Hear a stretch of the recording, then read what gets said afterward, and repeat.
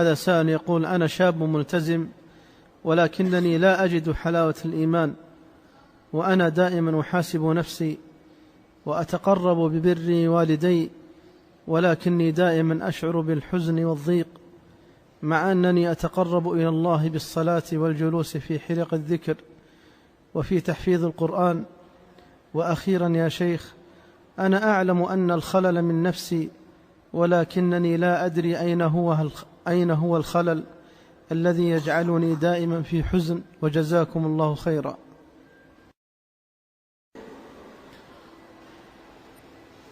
أولا وقبل كل شيء، الحزن والهم والغم من الشيطان. وثانيا، لا تحكم على ربك، فليس هناك أكرم من الله جل جلاله، وهو أرحم بك من نفسك التي بين جنبيك. فأنت إذا عشت مع الطاعة وأنت تحسن الظن بالله وتأخذ بوصية الله أن الحزن من الشيطان، ولا تلتفت إلى هذه الأحزان ولا تلتفت إلى هذه الأشجان، سرعان ما يذهب عنك كيد الشيطان. لكن إذا أصبحت تستسلم وأنت الذي تحكم على نفسك أنك مهموم وأنك مغموم، كم من عبد يصبح في عافية في بدنه، آمنا في سربه، معافا في بدنه، ومع ذلك يقول: أنا مهموم، أنا مغموم، أنا محزون، أنا مكروب، أنا كذا، لأنه أشعر نفسه بذلك. ولا يهلك على الله إلا هالك. وصاك الله من فوق 7 سماوات بألا تحزن، كما وصى نبيه عليه الصلاة والسلام، وبين أن الشيطان هو الذي يوقع أسباب الحزن، فقال: إنما النجوى من الشيطان ليحزن الذين آمنوا. فإذن لا تلتفت إلى شيء اسمه الحزن. من أي شيء تحزن؟ أتحزن على أمر يتعلق بدينك، فالله يجبر كسر الدين. وإن كنت تحزن على شيء من الدنيا، من فراق أب أو أم أو عزيز أو مال أو ولد، ففي الله خلف من كل فائت. ولن تجد عبد الله المؤمن الصادق يصيبه حزن ما دام قلبه مملوءا بالله جل جلاله. من أي شيء تحزن؟ من كان لله جل جلاله وفرغ قلبه لله، عمر الله قلبه ثقة به سبحانه. ولذلك لا ينبغي للمسلم أن يتعاطى أسباب الحزن، فإنه إن فعل ذلك أعان الشيطان على نفسه. ولذلك استعاذ النبي صلى الله عليه وسلم من الحزن، وقال لأبي أمامة رضي الله عنه حينما دخل ورآه جالسا في المسجد، فقال: يا أبا أمامة، بأبي وأمي صلوات الله وسلامه عليه، كان أرأف بالناس من آبائهم وأمهاتهم.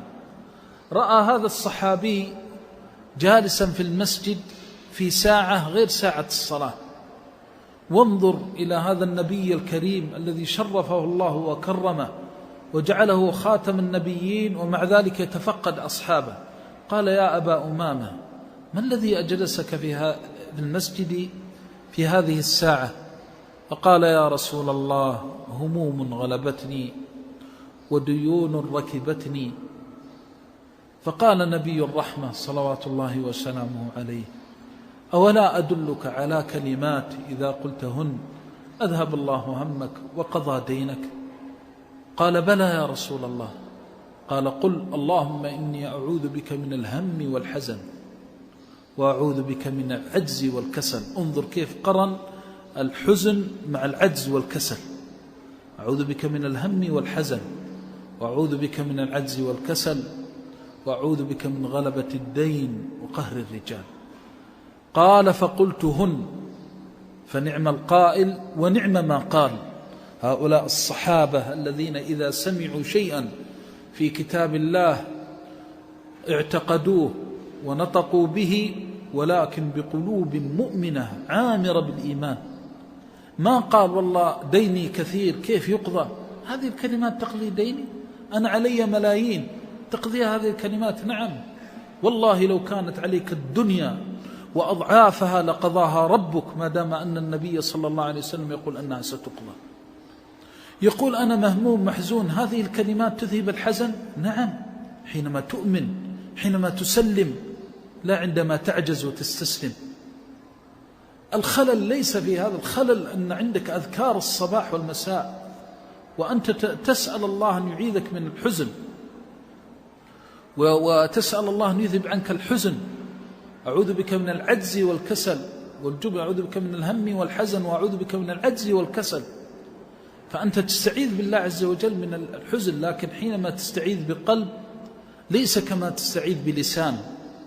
حينما تستعيذ وقلبك يعي أن هذه الكلمات من الوحي الذي لا ينطق عن الهوى، وأنها من رب العالمين، وأنه لا أوفى من الله بوعده وعهده، حينما تقولها تعرف كيف تقضى عنك.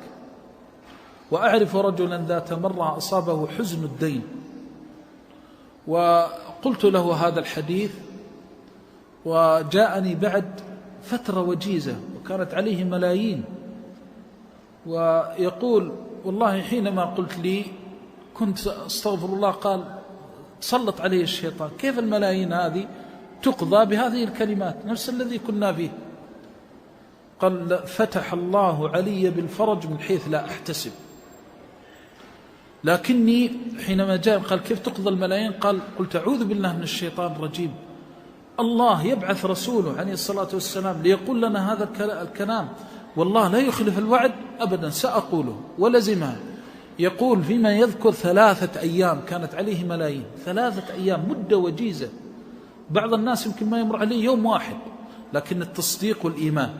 وقد يؤخرها الله لشهور لحكمة، وقد يؤخرها الله لسنوات، فلا يقضى عنك الدين لسنوات لكي تلقى ربك بدرجات وأجور وحسنات، لأنه سبحانه رحيم بالمؤمن، فلا يصيبه هم ولا غم ولا حزن إلا آجره سبحانه وتعالى.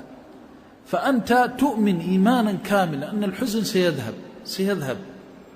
كذلك أيضا أوصيك أخي، أنت تقول أن العيب في النفس. في بعض الأحيان قد يبتلى الإنسان ببلاء بسبب مظلمة، فيكون ظالما لزوجته أو ظالما لأولاده أو ظالما لجار من جيرانه، أو ظلم موظفا معه فكذب عليه أو وشى فيه بالكذب والزور، فلم يتق الله في إخوانه المسلمين، فيبتلى ببلاء من الله، وقد تصيبه دعوة مظلوم. فأنت تفقد نفسك في حقوق الله وتفقد نفسك في حقوق العباد. فإذا وجدت شيئا يلزمك من مثل هذا فتفقد، فإن الله سيلهمك. وأذكر ذات مرة أنني كان الوالد رحمه الله، وهذا نقوله من باب العظة والعبرة، فوض لي أمرا في المزرعة، فابتليت بداء في بطني وعجبت، وكنا في فترة طلب العلم، ما عندي تجارة، ما عندي أموال، وأعرف نفسي من فضل الله سبحانه وتعالى، فتعجبت من داء أصابني في الجوف. وكان خيار الأطباء في المدينة صديقا للوالد رحمه الله، قال ما عرفت علاج لمحمد، ومكثت على هذا مدة.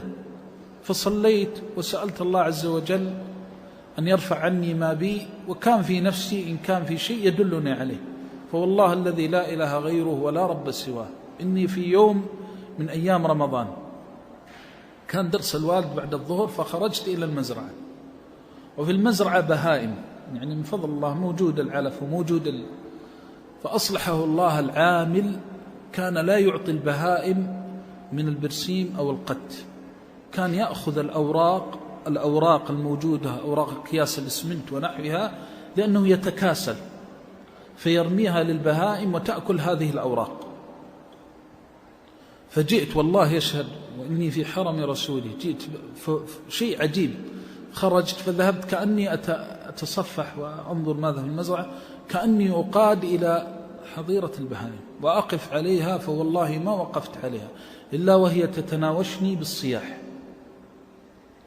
فنظرت فإذا بالورق مرمي بينها، فناديت العامل، وكان في شدة الظهر في رمضان، وغضبت غضبا شديدا لكن لحق من حقوق الله، فأمرت أن يأخذ من البرسيم الموجود. المزرعة موجودة فيها خير، لكن لأن هذه رعية استرعاني الله إياها وأمانة حملتها، وأقسم بالله العظيم كل يوم ويذهب عني الداء تدريجيا حتى ذهب عني من فضل الله.